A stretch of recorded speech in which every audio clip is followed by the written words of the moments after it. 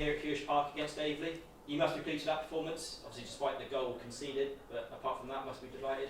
Very, very, very pleased. Certainly first half was a real dominant half of football, and the only disappointment was that we weren't further in front, and still gave them a sniff in the second half at 3-0. So yeah, some of the stuff we worked on during the week came to pass, and that's really pleasing for the players.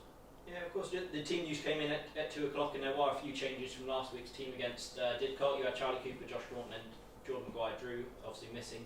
We now know that Charlie Cooper was missing through injury. I mean, what were your thoughts on the other two? Sort of a bit of a shift, a bit of a change around? Which ones? Josh Thornton and Maguire-Drew.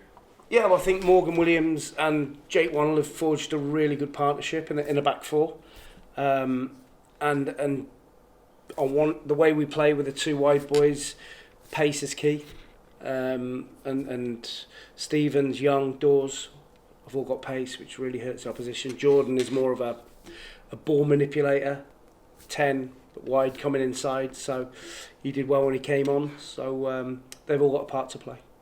Yeah, of course. I mean, the first half, I saw on social media it was described as the sexiest football they've seen here in years. I mean, is that something you'd agree with?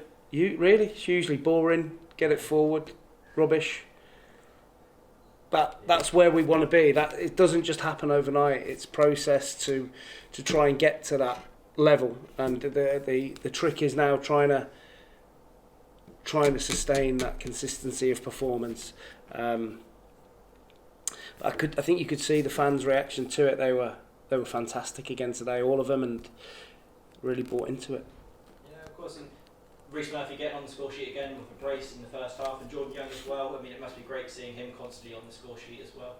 Yeah, we know Murph is going to score goals if we can keep him fit. That's what he's done all his career. Youngie scores goals. We've just got to keep them firing, keep them on the pitch. And then we have Jake Hyde and Frank as well to complement that front line.